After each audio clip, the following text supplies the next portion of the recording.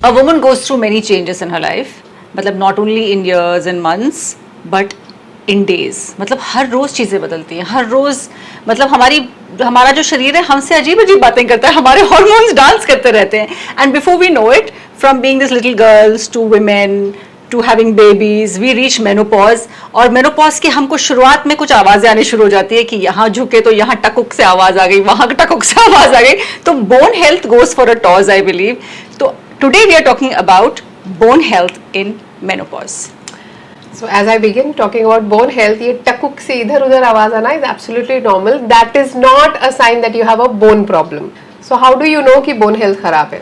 You should know if your nails are brittle, if you are having hair loss, if you have a posture problem कि आप सीधे खड़े नहीं हो पा रहे, you are a little stooped. So that is a sign that you have poor bone health. And if you are feeling exhausted, ऐसा लग रहा है कि थक गए हो, चला नहीं जा रहा, थोड़ी देर बैठ जाते हैं. So these are मोटा मोटी signs that आपका bone health is poor.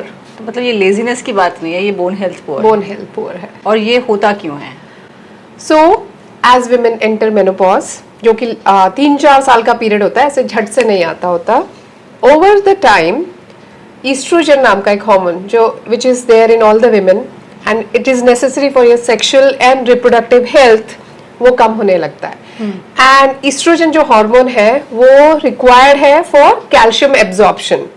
अब कैल्शियम इन सब में क्यों इंपॉर्टेंट है? Because it is one of the most important mineral for bone. तो जैसे जैसे कैल्शियम कम होता है अलॉन्ग विद डिक्लाइनिंग ईस्ट्रोजन, ऐसा लगता है कि bone health is going poorer and poorer. So you might have hair fall जो दिखता है. Women in menopause will definitely have poor hair health. पतले बाल हो गए, रुके रुके हो जाते हैं, नेल्स टूटने लगते हैं, हल्का फुल्का दर्द होता है, कमर दर्द होगा, बट कटकुट की आवाजें इज एक्सेप्टेबल, इट्स नॉर्मल. ये कुछ लोगों में होता ही है बिकॉज उनकी प्रकृति कॉन्स्टिट्यूशन वैसा है. वायु प्रधान लोगों में बचपन से ही हो सकता है कि आप खड़े हो तो कट से आवाज आ जाए, झुको तो कट से आवाज आ जाए. It is not a sign कि आपका जॉइंट हेल्थ पुअर है या बोन हेल्थ पुअर है. अच्छा मुझे एक बात बताओ, मेनोपॉज मतलब आपके एस्ट्रोजन कम होती रहती है, your periods, you will come to the end of your period, फिर एस्ट्रोजन, फिर मतलब एस्ट्रोजन जो है वही है या ओवरीज जो हैं वो भी कैल्शियम प्रोड्यूस करती हैं या उसके एस्ट्रोजन की वजह से कैल्शियम अब्सॉर्प्शन होता है? I am just confused. बड़ी इंफॉर्मेशन मिलती है ना आजकल हर कहीं से. सो जैसे मेनोपॉज आता जाता है धीरे धीरे आपका एस्ट्रोजन कम हुआ, ओवरीज का प्रोडक्शन टू एस्ट्रोजन कम हो रहा है, कैल्शियम एब्जॉर्प्शन कम हो रहा है, एंड ऑब्वियसली मेंस्ट्रुअल साइकिल भी कम, स्कैंटी ब्लड फ्लो होता जाता है. That is why as ovaries start ageing, produce less estrogen, you will have a little lesser healthier bones and you need to take care of them. It could be through supplements, it could be through natural food that you're eating, it could be exercise, it could be multiple other things. तो जिनको clotting बहुत होती है periods में, do they have less calcium in their body, in their blood? No, it is not like that. मैं अपना A+B+C कुछ कर रही हूँ. Okay. So people who have clots have a thing called menorrhagia, excessive period bleeding. अच्छा. जिसमें blood flow इतना होता है कि they have to change pads every 1 hour. और since uterus is a very small organ, इतना gush of blood comes, the body has to make a mechanism when it forms clots, and that is why blood flows in clots.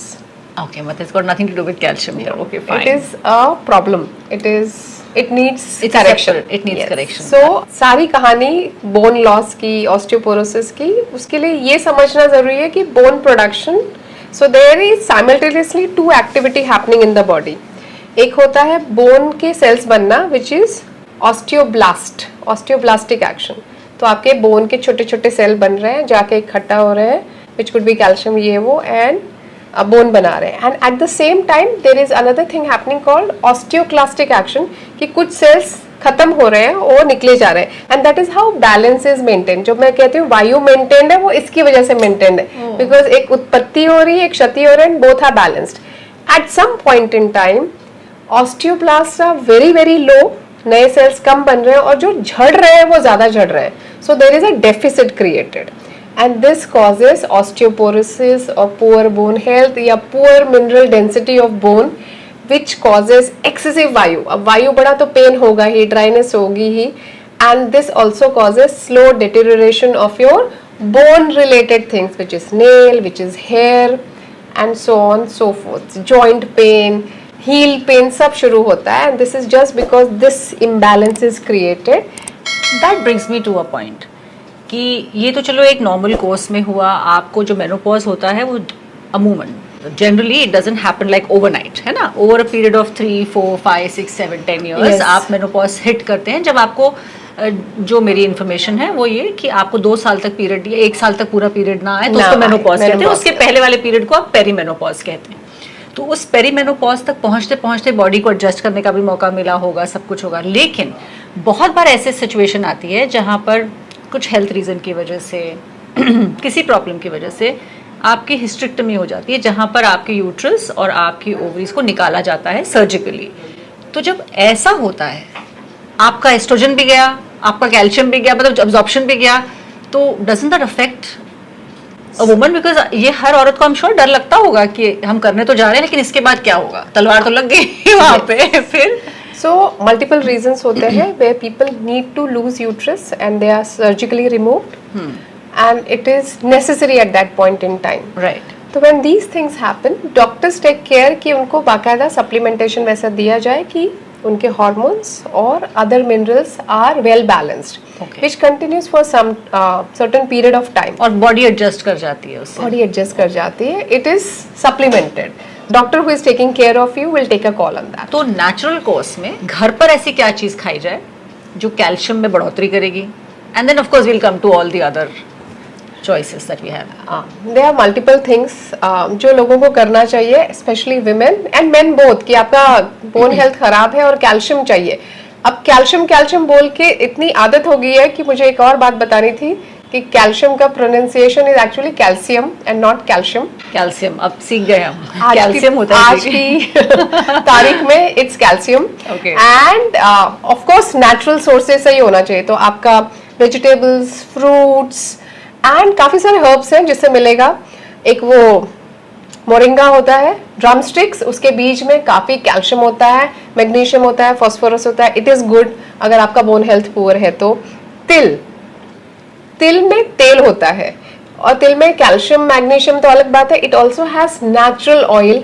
तो जब oil जाता है तो वायु की शांति होती है, and it also helps promote new bone cells, तो आपका ऑस्टियोब्लास्टिक एक्शन बढ़ता है और ये बैलेंस हो जाता है। So bone health is maintain. Ideally है काला वाला, अच्छा, लेकिन काला वाला टेस्टी नहीं होता ना? टेस्टी नहीं होता है, पर सफेद तिल भी काफी अच्छा है। आप उसके लड्डू खा लें, उसकी चटनी बना के खा उसमें कोई लें। मौसम का नहीं देखना होता, किसी भी मौसम में खा सकते हैं? अगर आपका कैल्शियम लो है तो आप किसी भी मौसम में खा सकते हैं, पर गर्मियों में आइडियली नहीं खाएं। गर्मियों में देयर इज अदर ऑप्शन, आप खजूर खा सकते हैं, राजगीरा ले सकते हैं, ऑल आर नरिशिंग। तो जब मुझे वायु की शांति करनी होती है ना, मुझे कुछ चीजें नरिशिंग, स्निग्ध which is like oily, oily, and something which is sweet, ये ऐसे का मिक्सचर देना पड़ता है। So that is what we give in Ayurveda. दूध और दूध के जो विकार है, दूध, दही, पनीर, इनसे भी आपको कैल्शियम मिलता है, तो मिल्क इज नेसेसरी। काफ़ी लोग नहीं लेते हैं तो they can shift to vegan milk, वो भी पी सकते हैं, उसमें कैल्शियम होता है। आपके बादाम में कैल्शियम होता है, आप वो ले सकते हैं। अब तिल कितना खाना है? एक छोटा चम्मच विच इज अराउंड 2 से 5 ग्राम, उतना तिल आपको चबा चबा के खाना है। बेस्ट इज कि आप उसको लड्डू वड्डू ना बनाए, चबा के खा ले, तो दांत भी अच्छे रहते हैं, मसूड़े अच्छे रहते हैं, and calcium is absorb faster. सुबह से कैल्शियम का एब्जॉर्प्शन का एक बहुत जरूरी चीज है कि आप जब चबा के खाएंगे, इट गोज टू स्टमक, वो मैक्सिमम एब्जॉर्ब होता है जब एसिड्स अच्छे हो आपके।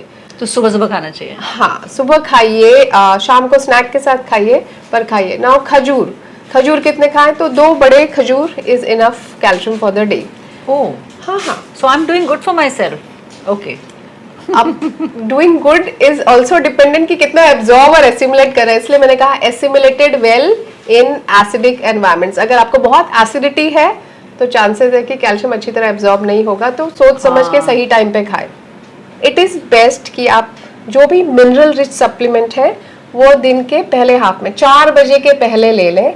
Do not shift it to the night, because some people can have problems like they can get gassy, थोड़ी एसिडिटी हो जाती है, एब्जॉर्प्शन पुअर हो जाता है, तो shift everything to the mornings. और जो इतने सप्लीमेंट्स हैं, क्योंकि सप्लीमेंट्स भी बहुत तरह के होते हैं, बहुत से कंपाउंड्स होते हैं, तो कौन सा कैल्शियम खाना चाहिए वो आप कैसे डिसाइड करेंगे? ओके, कैल्शियम मिनरल है पर अपने आप में एब्जॉर्ब नहीं होता। अब उसको एब्जॉर्ब करने के लिए विटामिन डी चाहिए जो धूप से मिलता है, या तो विटामिन डी के सप्लीमेंट्स होते हैं। उसके अलावा 4 और मिनरल्स होते हैं जिसको कैल्शियम के साथ जुड़ के ही आपका बोन अच्छा करता है। मैग्नीशियम है, सिलिकॉन है, बोरॉन है, जिंक है। अब ये सब आपको वेजिटेबल्स, हरे वेजिटेबल्स में मिल जाएगा। तो अकेले अकेले कैल्शियम सप्लीमेंट नहीं होता है। अगर आपको लगता है कि आपको ये सब प्रॉब्लम्स है कि ब्रिटल नेल है, हेयर फॉल है, पीठ दुख रही है, हाँ, तो इट्स बेस्ट कि एक डॉक्टर डिसाइड करे कि आपके लिए कौन सा सूटेबल कैल्शियम है, कब खाना है, कैसे खाना है, वो बता दें।